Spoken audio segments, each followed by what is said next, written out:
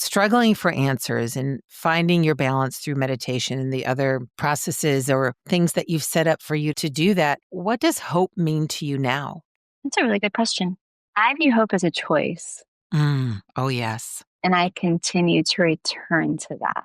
So I feel like hope is a choice that you make, and I must always choose it. So even when things feel completely overwhelming, I still always find myself choosing hope. And I don't use the word always very often, but I really do return to that. I mean, I really think that if we give up on hope, what is there? Disinformation is spreading. There will be a We only have surprise so many outbreak. beds. Is the issue of This is not pandemic? how I No thought I social would end distancing college. at all. They said that they would express their concerns about the mask supply. Where's the mask? Where's the glove? A second wave is We all need some good news. A message for all the healthcare workers out there. Thank you. If you're looking for hope tonight, raise your hand.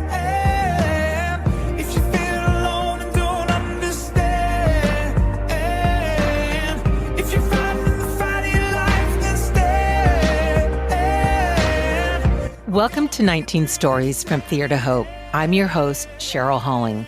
In this podcast, I connect with remarkable people from the worlds of voiceover, music, broadcasting, writing, and coaching. Together, we explore their voyage through life, the highs and lows, and the moments of fear and the breakthroughs of hope. Through candid conversations, you'll hear powerful stories of resilience, creativity, and triumph that just might inspire your own path forward. Today, I'm joined by someone whose story is both deeply personal and universally inspiring. My guest, Hannah Castillo, is a certified professional coach with a background in mental health counseling. She holds a master's degree in mental health counseling and a dual bachelor's in psychology and English.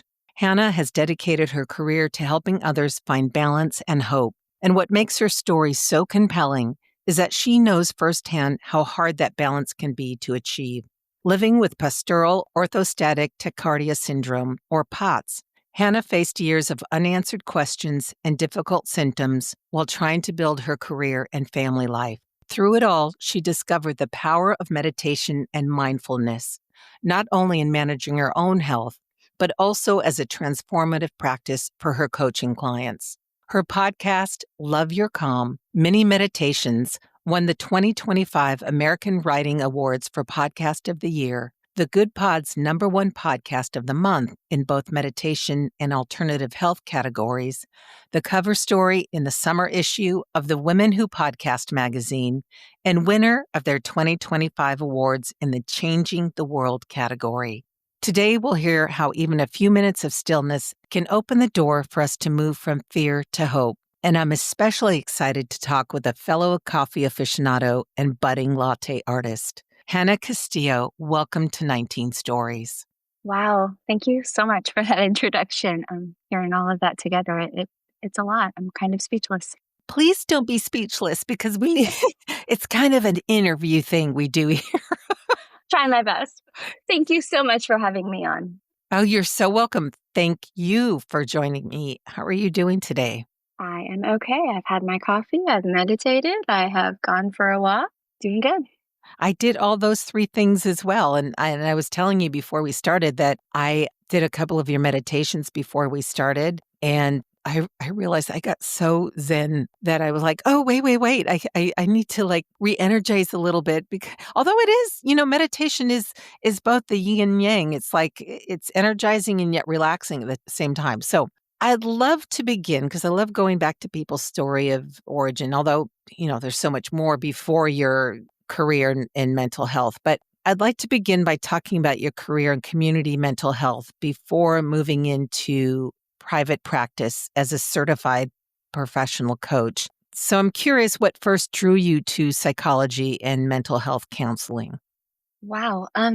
Well, I actually started college with the hopes of being an engineer. So a chemical engineer, actually. So I went to college on a full engineering scholarship. And I was there maybe a little over a year before I kind of decided that that wasn't the right path for me. But I wasn't really sure what I wanted to do. So blessing or a curse as it is, I always really enjoyed school. I was a really good student. I liked all of the classes. So choosing, so, you think that's great, but when it comes time to choose what you want to do, I didn't really know. So I just kind of kept taking classes that interested me until I kind of figured it out.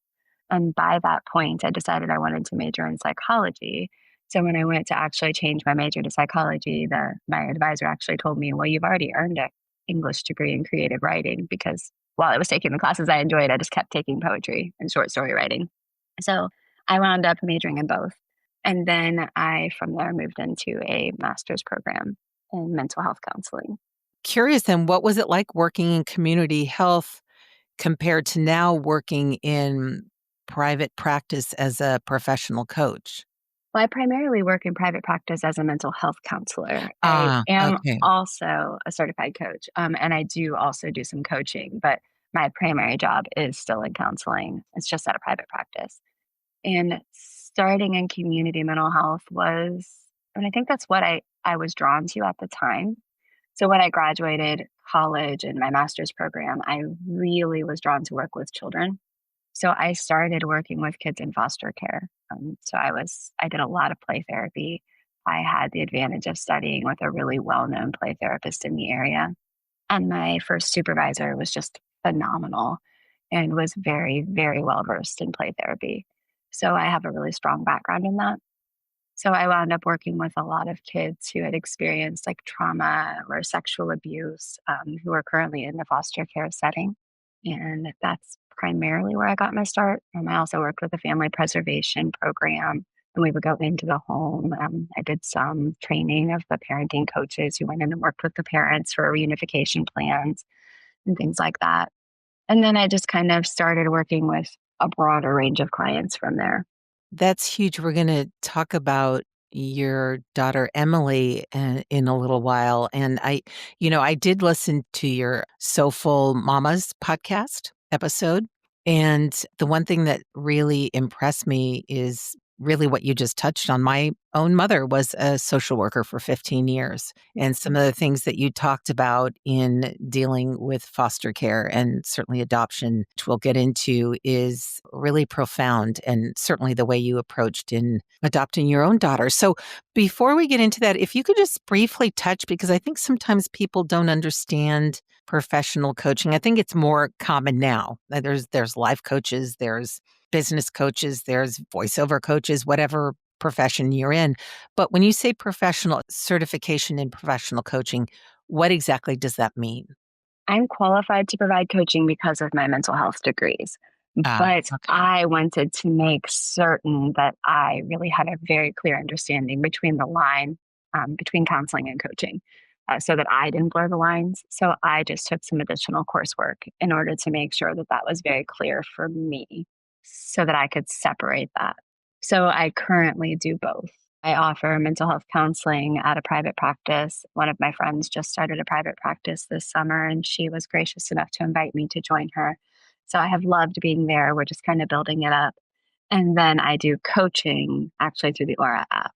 So that's where I do a lot of coaching. We'll have that in the show notes. So if people want to look you up, they're able to get in touch with you. So I mentioned in your intro that you're living with postural orthostatic tachycardia syndrome. Am I pronouncing that correctly? You're really close. It's good. Please say it the way Postural orthostatic tachycardia syndrome. tachycardia. Right. That's why the Y is there. Thank you. Otherwise known as POTS. And in reading your bio, you said that many people might not guess you live with this chronic condition. And that's certainly one of the reasons we should never be quick to judge someone. Can you share what POTS is and when you first began experiencing symptoms of POTS? I can share what it is to me. Sure. POTS it's kind of a cluster of symptoms, and it affects the autonomic nervous system, and it can affect the entire body. So that's why I said I can share what it is to me, because I feel like every person, while there are some commonalities, every person experiences it differently and may experience different symptoms. For me, I started passing out in college. So I've had a lot of lightheadedness, dizziness, fatigue, headaches, some brain fog, and just kind of a general feeling of unwell. And there are some other symptoms too. I have heart palpitations. My heart races at times. POTS is kind of characterized by when you stand up, your heart rate increases by 30 beats per minute. And that was certainly something I was experiencing. But I've had those symptoms for so long, it wasn't as well known then. So this would have been when I was in college. So it was in the 90s, like the mid 90s. Wow, that And long. Oh my gosh. yeah, and it just wasn't known. There wasn't that awareness. So I would pass out, and of course, my family would take me to the ER. And of course, you'd get the typical, "Are you pregnant? Can we move a little beyond that, please?" And really, no, the answer was they couldn't. So they would just kind of send me home. Or at one point, they finally did a spinal tap, which was a whole new terrifying experience in Oh, itself. no kidding. Of course it was. Yeah, and they would always send me home as, "Well, you're not gonna die. Our job at the emergency room is to rule out if you are in imminent danger of some horrible disease right now, and you're fine, so it's time for you to go home and follow up with your doctor." So I did that for years and years and years, and then I got a virus, which they told me was mono, and then they later said was another virus, but it mimicked mono. But as I recovered from that, all of those symptoms that I now know are POTS exacerbated tremendously. And so a doctor hooked up I had an EKG done in my doctor's office, and they hooked it up incorrectly. So the results came back in a way that frightened the doctors. So they basically told me to go home, stay on the couch, and do not move until I could be seen by a cardiologist. Because So they did an incorrect reading. right, but we didn't know that at the time. So the reading was frightening, and they told me that I didn't need to go to the hospital, but I needed to be careful not to exert myself and to just really kind of be still until they could get me in with a cardiologist, which was, about 2 weeks away. And Unbelievable. yeah, and my dad was really frustrated by that, and he knew a cardiologist, so he kind of called in a favor, and I was able to be seen a couple of days later. And that cardiologist figured out I had POTS. I mean, he hooked me up and did a blood pressure test, and when I stood up, all of those symptoms presented. I stood up, and they had me stand for 5 minutes to take my blood pressure again. My heart rate shot up. I got extremely lightheaded. I almost passed out, and I told them, I can't keep standing here. I'm going to pass out. And that wasn't why I was being seen. I was being seen because they thought I had a hole in my A heart, I heart think, and issue, some heart sure. heart issues, right? And he said, "Wait, does this happen to you a lot?" And I was like, "All the time." And so he did a more thorough questionnaire, and he was able to diagnose me with POTS, of That course. Oh, go ahead, Okay. I sorry. was gonna say this was a friend of my dad's, but I hadn't met him before, so I'm just giving him a hug and telling him thank you so much, for giving me an answer and giving me something that I could begin to figure out a path forward. How amazing that he knew what it was. Until I read about it, mentioned to you that I was doing a little research on it. I had heard of symptoms like this, but I wasn't sure of what it really was. And I would imagine that there's got to be healthcare professionals that are educated enough to be able to diagnose it. So this went on for how long? Like a decade before it was diagnosed? Yeah, it was a decade. Unbelievable. So what sounds like a silly question, but what was it like navigating more than a decade of uncertainty before you were finally correctly diagnosed? Well, fortunately, I didn't have symptoms all of the time, which I think probably made Okay. it even harder to diagnose. But also, it did create even more uncertainty because I didn't know what it was. So I never really knew when those symptoms were going to present or how long they were going to last or what was going to cause just increased problems. So we just kind of adapted. My family just kind of learned that sometimes I would have those issues. Like there were a few times in college when I was so lightheaded for several weeks on end that I had to get rides to campus. So my family would just kind of pitch in and help give me a ride there, give me a ride back. When I was in undergrad, I worked full time plus went to undergrad. And when I was in graduate school, I worked 3 jobs and went to graduate school. How did you balance your health, your career, and your personal and professional life at that time? Very carefully. Like, but 3 jobs. I mean, I'm just thinking of the physical manifestations of this alone, and when we feel unwell, how that kinda limits us is certainly the brain fog and the dizziness, and Mm. that is phenomenal. Wow. I wanna get into Soulful Mamas, which let's talk about that a little bit more because in that interview, you talked in depth about your daughter, Emily. who you adopted when she was 8 years old. And I'm especially interested, as I shared with you, my own mother was a social worker. So would you mind sharing with our listeners how POTS affected your decision to adopt versus bearing children, and how you managed to juggle the demands of your career with starting a family while navigating POTS? Of course. I think I viewed POTS more as confirmation of something that I already knew. I have known as Okay. a child that I wanted to adopt. I was just one of those kids. So when I was a kid, I knew I wanted to adopt when I was an adult. I knew I wanted to Really? adopt a daughter specifically. That was just something I always knew. I always wanted to adopt. I remember telling my mom that when I was a kid. I always wanted to live in Maine, even though I'd never been there, which now that I have been to Maine, I still very much want to live there. So I guess my body just knew that. And I wanted to adopt. So when I met my husband, I kind of shared that with him early on, like, hey, I want to adopt. And he was there, we were dating, and he was with me as we were going through all of this, kind of journey to figure out what was going on with my health. But he was on board with adopting from the start. So that was always the plan. So when I was diagnosed with POTS, in my mind, it just kind of confirmed for me, oh, yeah, good thing I want to adopt. But people with POTS are able to have children. It can complicate things, of course. And POTS does have a genetic predisposition, like my sister also has POTS. Oh, really? So it's not Mhm. just, because of a bacteria or viral infection that causes it, it's actual genetically passed on? It can be. I think they're still Oh, okay. learning about it. But my cardiologist who had diagnosed had shared that in my particular situation, he gave me kind of a one-third odds, that if I chose to carry a pregnancy, I would either see some improvement in my symptoms, I would stay exactly the same, or there was a third of a chance I would get significantly worse. And he said, given your symptoms and what seems to exacerbate them, I'm guessing you will get significantly worse. I can't Mhm. guarantee that, but I'm guessing that's where you will fall.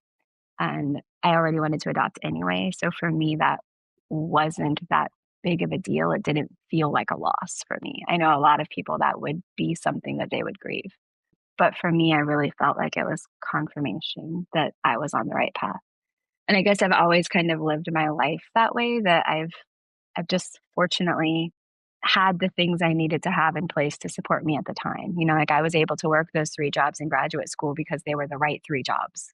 I call that grace on your life. I mean, it sounds weird to say that because I'm sure someone given the choice would not wanna have a chronic condition, but the fact that you knew early on that you wanted to adopt and it fell in line with what your body was telling you as well. So, I'm curious, before you tried meditation as or incorporated meditation as part of your treatment, what did you do to mitigate your symptoms?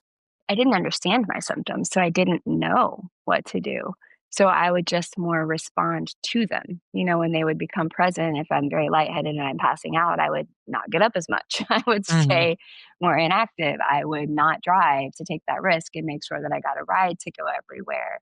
So it was more just responding to the symptoms and adjusting my life to accommodate them until they passed. But I didn't understand what would help me actually navigate them. Now I understand that. I didn't understand that then. I had tried meditation in college and I kind of dabbled in it off and on, but I never really consistently, like it never became a consistent part of my routine. So at that point in my life, I loved being out in nature, which I still love. I loved going for walks. I loved writing poetry, which, hence the poetry classes that I kept taking. So I would go and sit at a local park, or I would go hiking, or I would go for a walk. I would go by the waterfall that was in a town the next town over, and take my journal and sit for hours. So I would do those kinds of things. I have always enjoyed eating fairly healthy. Like when I was in college, I probably ate more junk food than I do now. But my boyfriend at the time, and then later I became with my husband, but he was a really good cook. So when I Mhm. was home more because of my symptoms, I would also naturally be getting healthier food. That makes sense, which looking back probably helped me. Um, Now I take very, very particular dietary restrictions, and I'm really careful about what I eat. And I have a better system in place. I would imagine having a consistent practice, you would have to. And at what point did meditation begin to shift your health and your perspective of how to take care of yourself? I started a formal meditation practice after I was sent to a POTS treatment center. So I got sick again. I got another virus of some sort Oh my gosh. when my daughter was starting high school. So probably in 2016, maybe.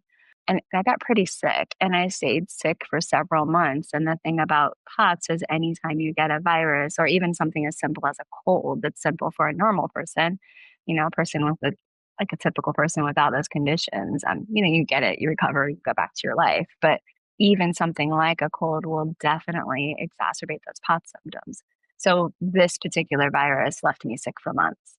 And I was really having a hard time getting back to my standard practice, my standard routines that were helping me manage those symptoms. So my cardiologist worked with me and I found a treatment center and he completed all of the information to get me referred there. And it was in Texas. So we went to Texas for 3 weeks and my husband, my daughter, and I all went.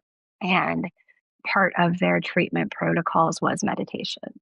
So I Nice. started doing the meditations that they like kind of equipped me with, but they were long. They were really long. They were like 20, 25 minutes.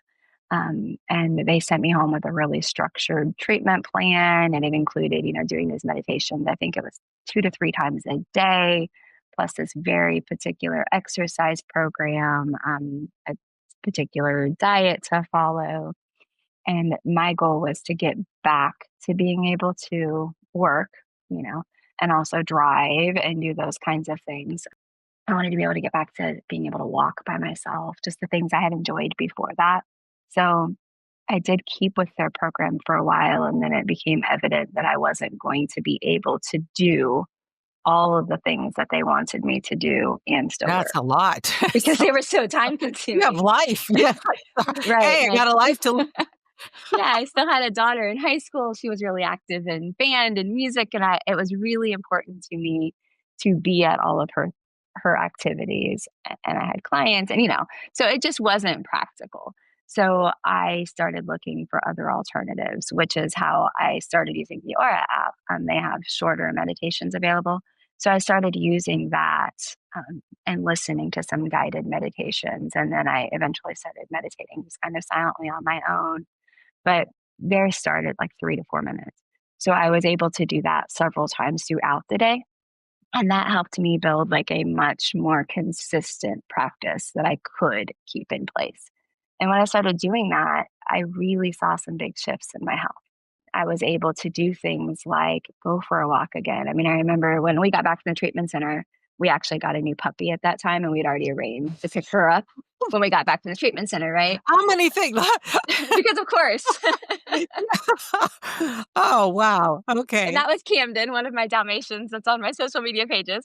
So we picked up this, adorable little Dalmatian puppy, right? And I remember I walked her for the first time by myself while my daughter was at school and my husband was at work. And I walked her halfway around the block and I took this selfie of me and Camden at this particular corner. And I remember texting my husband saying, well, I have to walk home now because I'm halfway there. Was And that glorious? Was it just amazing that it you were was able to do that? wonderful, and it was such a big deal that I was able to walk around the block, and just all of the emotions that that brings, to be that young and recognize I couldn't do that just a month before, 2 months before, and to be able to do that on my own just felt so freeing. Just hearing your story is really quite remarkable and inspiring, and so when you realized that meditation was really helping you with your own health, at what point did you start integrating that into your coaching practice? And it's kind of a two-part question. I'm known to do that. I should just ask them one at a time, but have you also noticed transformations within your own clients who are incorporating meditation into their healthcare? Absolutely. I wasn't a coach at that point because coaching is a relatively new thing. I've actually Ah, only been okay, coaching the past couple of years, but I was a okay. counselor. And I started using meditation with my clients probably within a year of when I really started building my own practice. I had always suggested meditation to clients, but I hadn't formally brought it into the session. So I do disclose with my clients, and many of my clients, of course, by this point knew that I was struggling with my health because those prolonged periods I would have to cancel sessions. So I started sharing with them, hey, this is something I've been doing that's really been helping me, and these are the benefits I have been seeing. And so I started reading kind of some scripts. I had other scripts written by other people, by other meditation coaches that were made available for free. And I would just read them in session and let my clients just use their voice memo to record it. And then they would take it home and practice it kind of as homework and come back and tell me the differences that they were feeling. So many of those were still fairly long. Many of my clients would say, well, that was really great, but I don't know. I mean, it's a long time to sit there, for 10 minutes. So I started writing. I wrote some of my own. And that's also when I reached out to Aura and asked about being a content creator on their app and providing some meditations on there. So I started using those shorter meditations with my clients, and I would kind of challenge them like, this is 3 minutes, this is 4 minutes. Would you commit to doing this every day for a week? And next week when we meet, let me know what you notice. Just kind of take note with yourself, like check in and see what shifts you're noticing. So we would kind of work together to identify like, where can this fit in your day? How can we just commit to this 1 week time? Where can you fit it? And we come up with a plan. And then I would check back in with them at next session. And everyone who followed through with that challenge did report benefit. Speaking to the length of the meditation, it's the Aura app, right? That's what you're referring to? So because you have your fabulous Love Your Calm podcast with your own meditations, are you still working with them and doing your podcast? How is that working out? Yes, I still do both. I provide both as a resource. I love the Aura app. I have loved working with them. It's been one of my favorite professional ventures. They are phenomenal. The two brothers that started the app are wonderful. They have a beautiful story. They've built a wonderful, wonderful product, but it is a subscription app. And some of my clients just don't have the means to afford it. And I'm also ethically not able to recommend that to my clients. So I'm not able to say, hey, check me out on the Aura app when I'm going to be compensated for that. Yeah. So Yeah. that's not something that I share. So in the digital age, people Google you, they find you. They've heard me on there. They come back and tell me, but I'm not, hey, find me on the Aura app. Oh, sure. Conflict of interest. Totally. Yeah. I get it. Yeah. So starting the podcast kind of helped me be able to have a resource that could be more readily available. So I kind of decided to do both.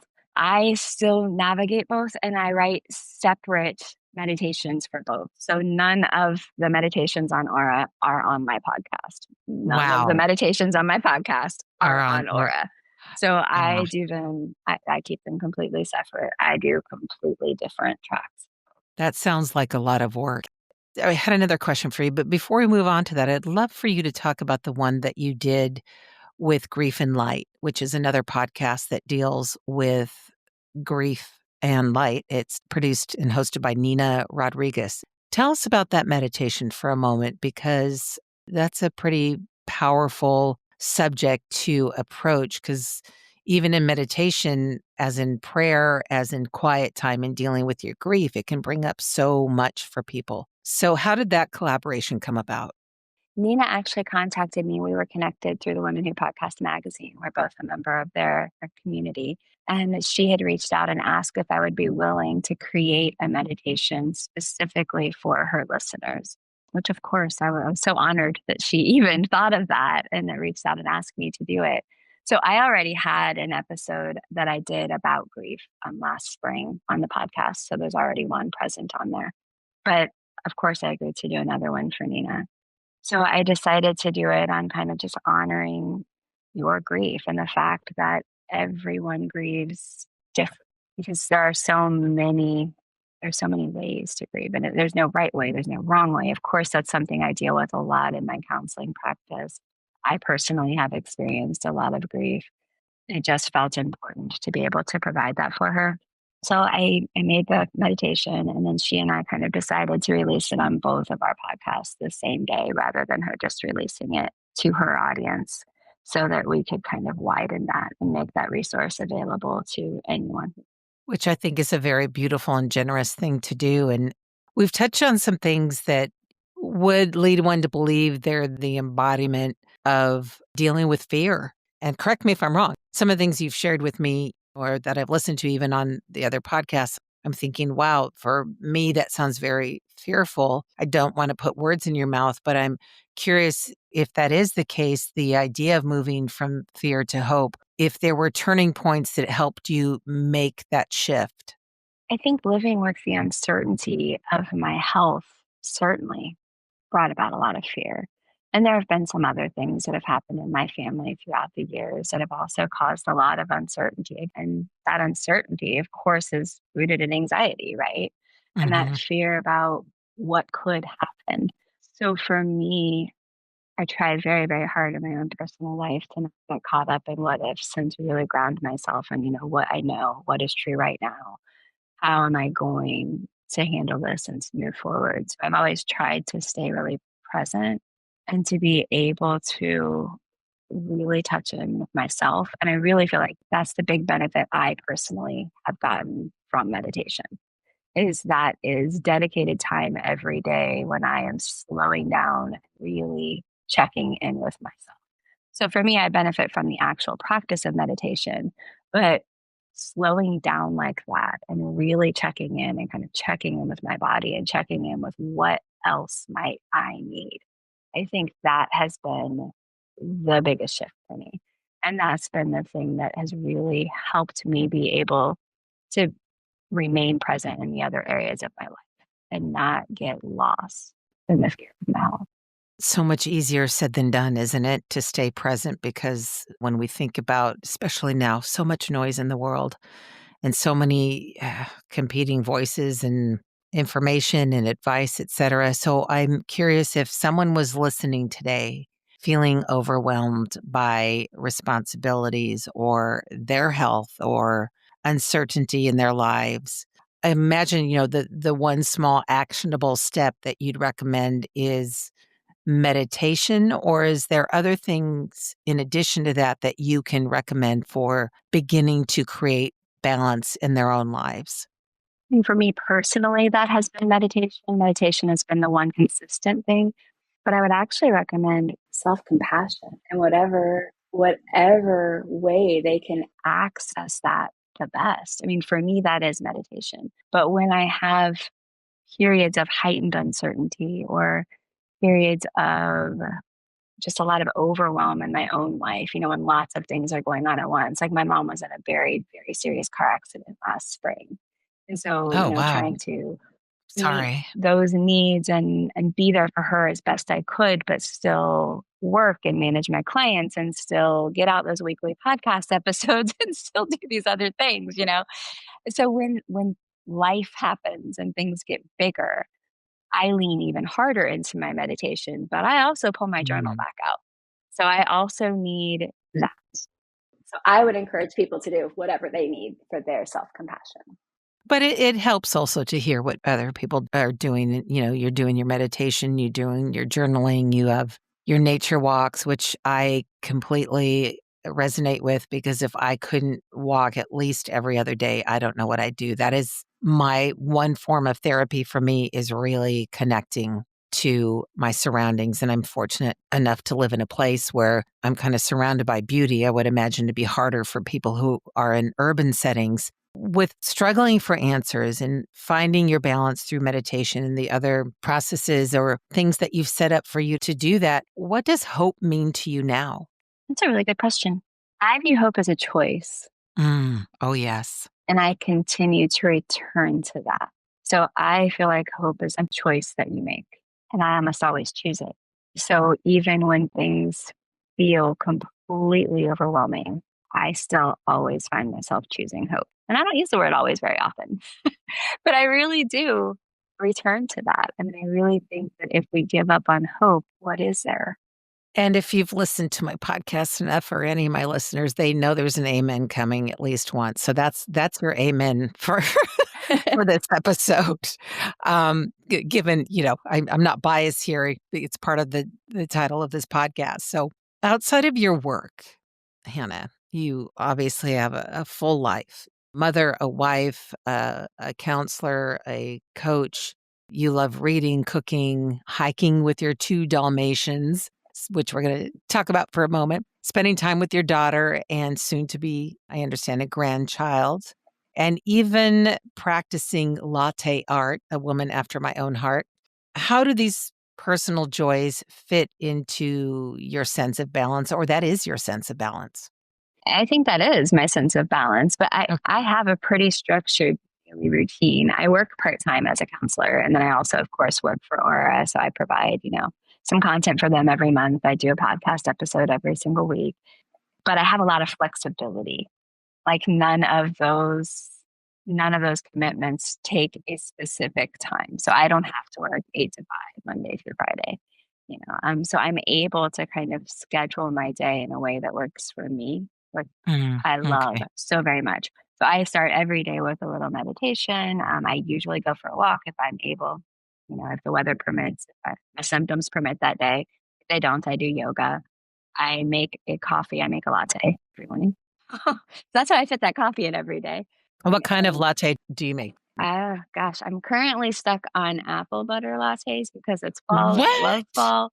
But Oh, my no, as in typical real go-to is apple butter? mocha. Mocha. Oh my, but apple butter. No, like a real apple butter in your coffee. Yeah, I live in Ohio and apple butter is pretty readily available this time of year here. But I just put apple butter right in the milk and steam it. I have a latte machine, so I just put apple butter and maple syrup in the milk and steam it, and add it to my espresso, and it is perfect. There is a whole art to making lattes, and I used to have a steamer. Mine broke down about 4 months ago. I haven't replaced it, so I really, really miss my homemade lattes. But as a fellow coffee aficionado, I wanna know more about where this interest or passion came from to do when you say latte art, is it just the art of making a really good latte, or are you doing the little hearts and the flowers or deers or, whatever in your Oh, milk? I would love to be able to do that. I do actually draw a heart on my latte every single morning, but I I love it. haven't Oh learned my how to gosh. pour a heart yet. My sister, however, knows, and I'm going to visit her at the end of this month, so I'm hoping she can finally teach me.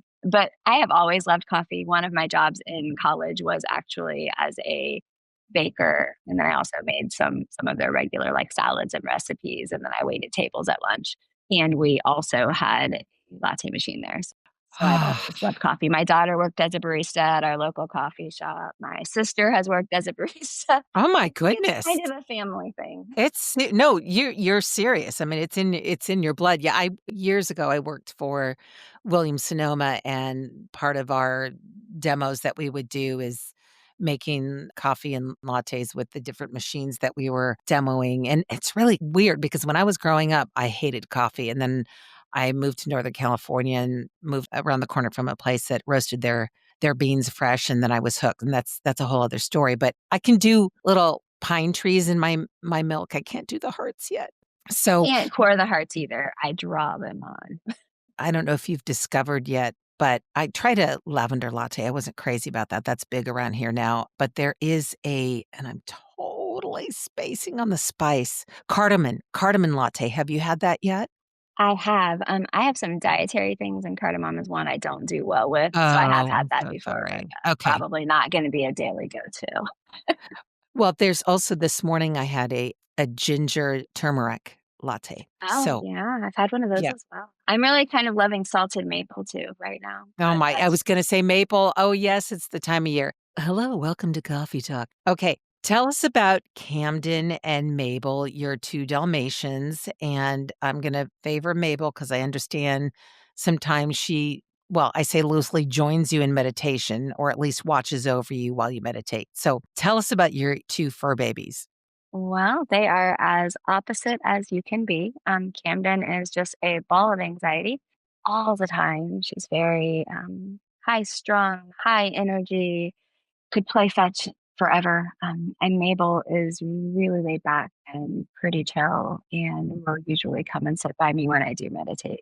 It's just like real children, right? Yeah.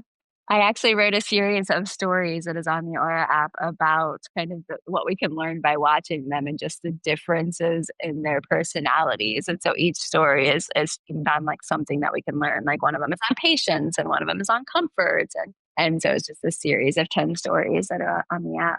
Well, the pictures are adorable. They're in your article, the cover story again in Women Who Podcast magazine. And I want to give a shout out to them because if it wasn't for them, you and I probably wouldn't be connected because we're both in the Women Who Podcast community. And I would love to encourage listeners to go pick up your copy of, it was the summer issue.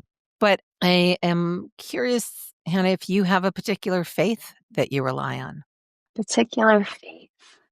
I mean, my family has a pretty strong faith, and I guess that I kind of adhere to some of those same beliefs.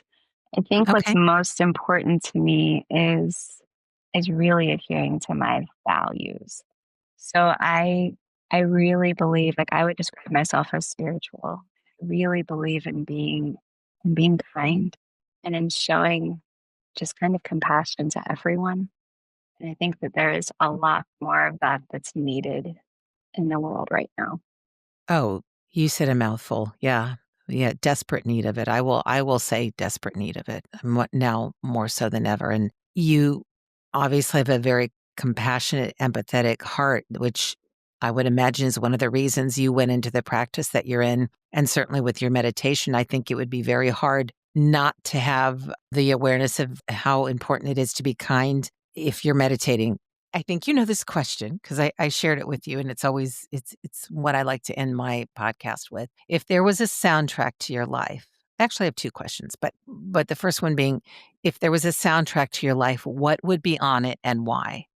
Wow, I actually didn't know this question was coming, and I have listened to your podcast. A soundtrack, Maybe you're meditating at the end. maybe a soundtrack to my life. Do I just get to choose one song? No, it can be one song. It can be a cacophony of sounds and songs and very eclectic. It can be it's your soundtrack. It could be whatever. Wow. I mean, I could spend like years building that. I feel like I can't build it on the spot. But one song that would definitely be present on it would be my dad is a musician, and he actually wrote a song called Hannah for me when I was a little kid. So Oh, that, that's of course, beautiful. would have to be Now, on there. is that recorded somewhere? Not anywhere that anyone can hear it, but I have it on my phone. He has there are albums of it. So that, of course, would be on there. Other than that, music is actually pretty important to me. I listen to music a lot. I already shared, I really fall back on journaling a lot, especially to help me kind of process not only my own emotions, but all the emotions of others that I hear all the time. And I actually have a playlist on my phone that I use specifically for journaling. So a lot Mm. of the songs on that playlist are really important to me, and they really have been from significant points in my life. So one that really jumps out is by Hello June. So they're one of my You social. faded out just a moment. What was the band? I'm sorry Oh, the if you. band is called Hello June. So Oh, they are one hello, of my June. Okay. favorite bands, and the song is called Problem. So that is one on almost all of my playlists. And I also am a really big fan of The Cure. So I would have to have The Cure on the soundtrack in some way. Before we close, and this has been delightful getting to know you a bit more and hearing just a snippet of your life. Is there anything else you'd like to say before we say goodbye? I would say just don't give up. Anyone listening or feeling overwhelmed or feeling like they're alone, you're not. And to not give up and to reach out and connect. That's beautiful. And Hannah, I want to thank you so much for joining me today and sharing your story with such honesty and heart. It's a beautiful reminder that while we can't always control our circumstances or what happens in our life, we can cultivate practices such as you mentioned hope and gratitude and a choice of choosing hope every day to bring us balance, resilience. And for listeners who want to contact Hannah, I'll include her info in the show notes so you can explore her coaching and her work with mindfulness more deeply. And I want to thank you for tuning in to 19 Stories from Fear to Hope. And if Hannah's story resonated with you, please share this episode with someone who might need a little encouragement today. And until next time, I invite you to keep leaning into hope. Thank you again, Hannah. I so appreciate you. Thank you so much for having me. You are very, very, very welcome. Thank you. When you laugh, I laugh. You cry, oh. You dance all around. Sing the music's control. Hannah, oh, Hannah. You got me right where you want me. Hannah, oh, Hannah. You got me right in the palm of your hand. Thank you so much for joining me today. I'd also like to thank the following news outlets for the use of their clips: BBC, PBS, Now This, UNESCO, and Some Good News. Theme music used with permission by Joel and Luke Smallbone, otherwise known as the group for King and Country. If you'd like to offer feedback or a story idea, email me at 19stories@soundsatchelstudios.com, via my website at cherylhalling.com, or follow me on Instagram at cherylhallingvo. I look forward to sharing more stories on the next episode of 19 Stories from Fear to Hope. Until then, stay healthy and hopeful. Dangerous. Together with our differences, together we are bolder, braver, stronger.